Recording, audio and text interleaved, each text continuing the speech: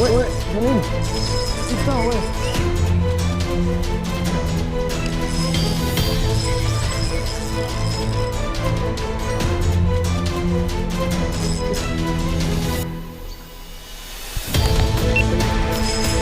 Oh putain, elle est belle.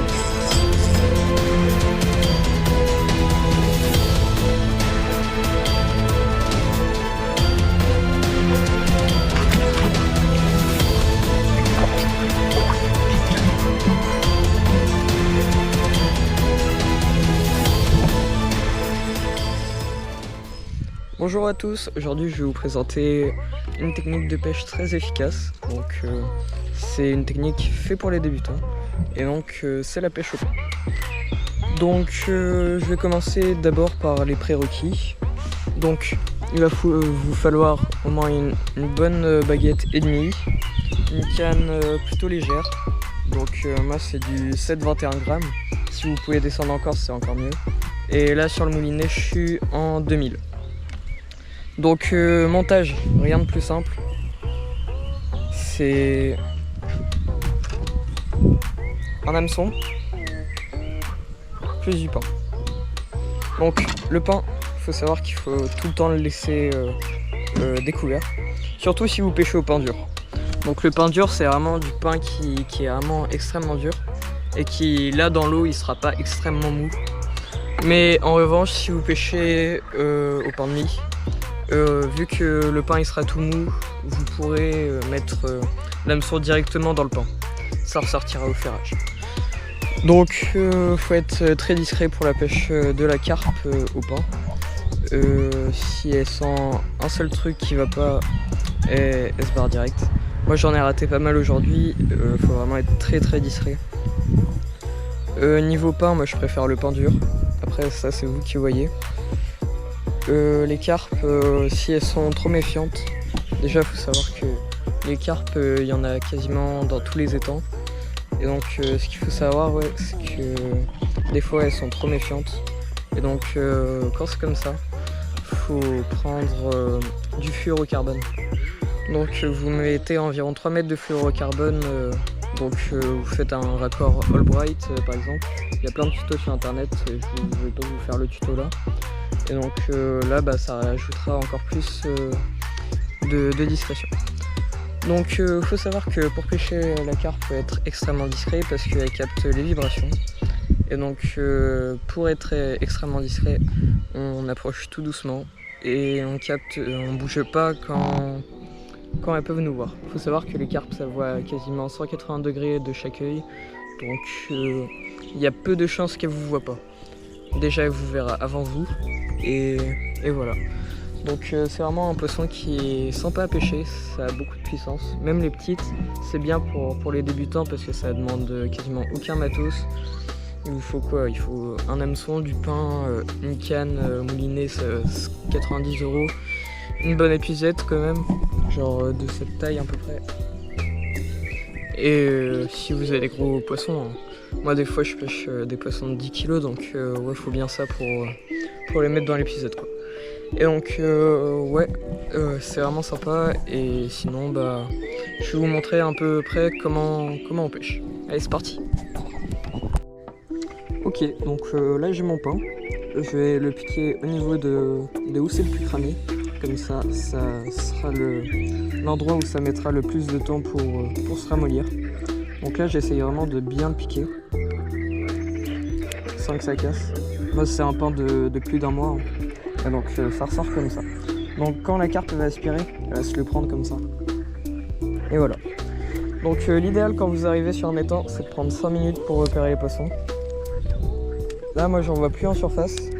Donc je sais par expérience que là il y en a. Donc ça dépend. Soit vous voulez lancer loin. Si vous voulez lancer loin, vous allez tremper votre pain. Vous allez faire ça.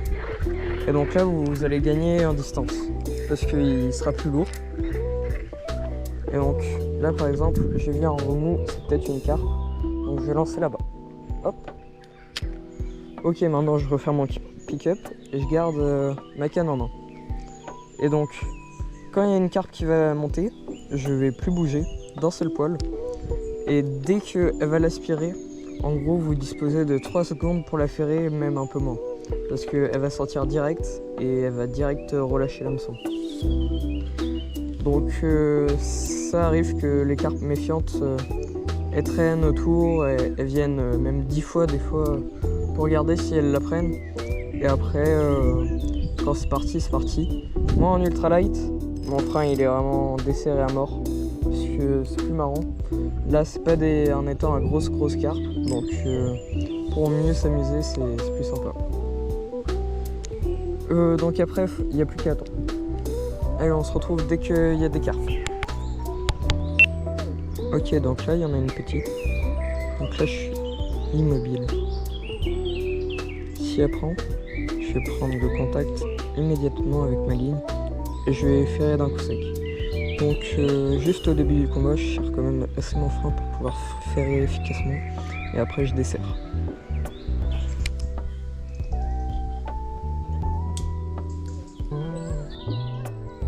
Ah, elle est revenue.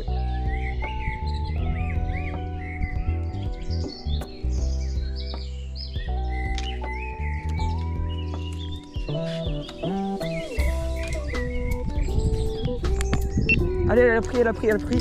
Ah non, elle a lâché. Oh, dans cet exemple, je manque de discrétion, je fais des mouvements trop brusques et donc la carpe a eu peur et a relâché immédiatement le pain, ce qui ne m'a pas permis de la ferrer à temps.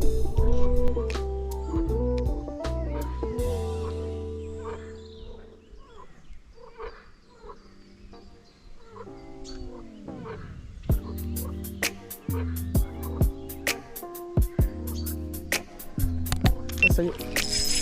Oh putain, elle est belle.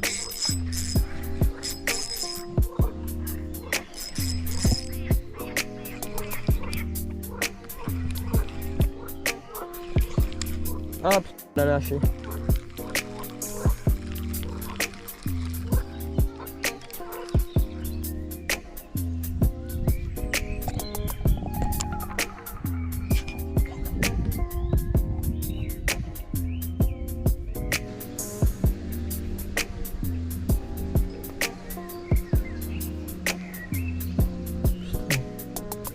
C'est une pleureuse.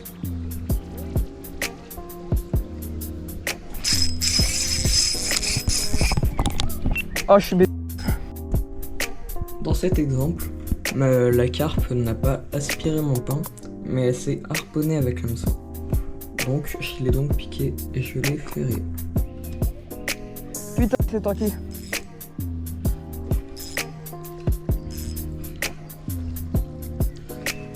Oh là là.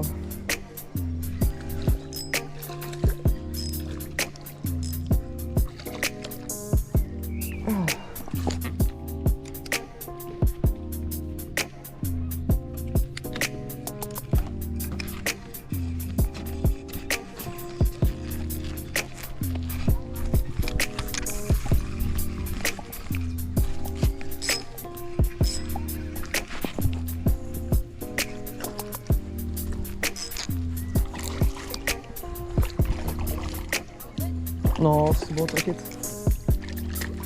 Ah mais elle s'est harponnée, c'est pour ça qu'il avait autant de puissance. Vas-y, putain, c'est tranquille direct dans les trucs. Quoi. Hop. Merci. Elle va faire ça 1 kilo. Regardiez où elle s'était piquée. C'était harponné. Oh, on va se la poser quand même.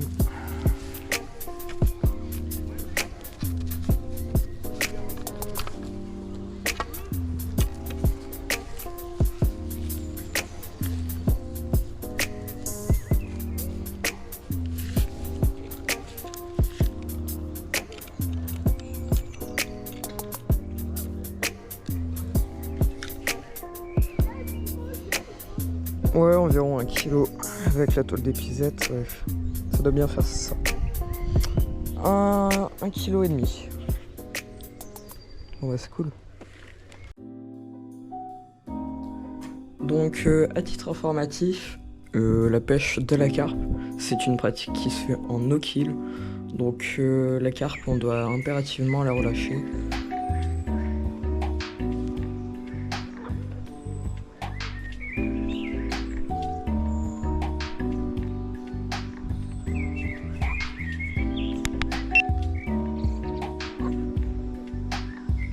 Allez.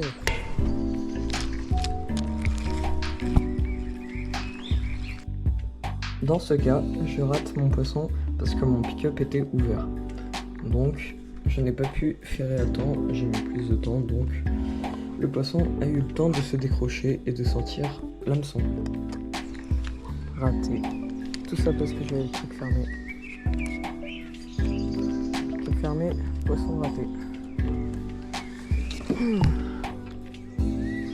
Je suis obligé de les faire. C'est un de mes derniers lancers. Faut avoir de la chance là.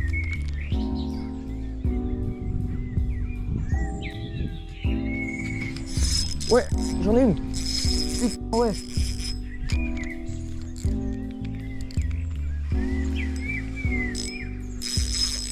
Ils comprennent rien.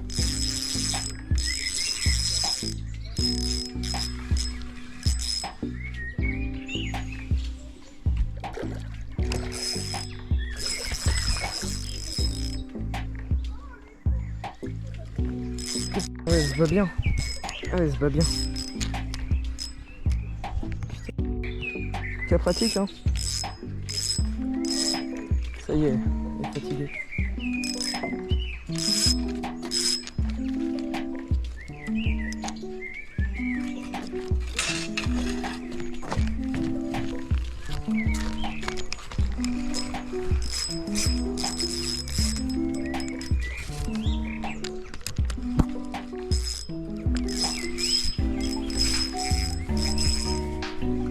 Vous voyez, là c'est du combat où on s'amuse. Hein. Elle est plus petite que celle de tout à l'heure, mais elle m'en a fait baver aussi. Hein. Putain, c'est pas longtemps pour en faire une quoi.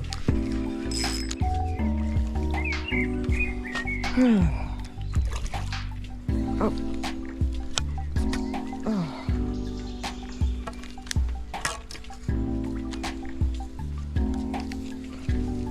Hop. Donc là vous voyez je plie les plisettes pour pouvoir aller plus vite dans le déplacement. Et là hop. Alors attendez. Hop, on est parti dans le déplacement.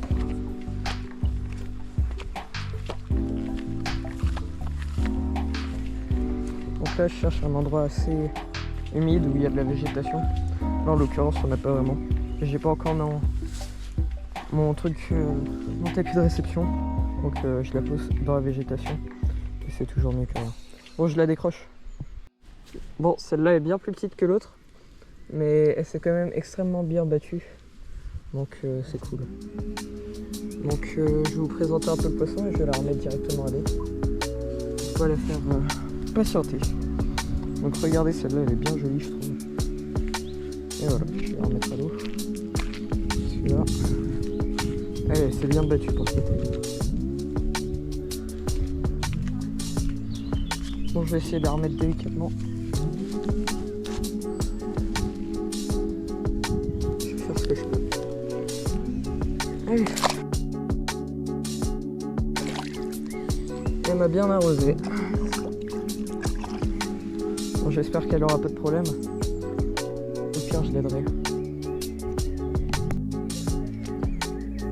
Bon bah c'est mon dernier lancé. Après j'ai plus de pain.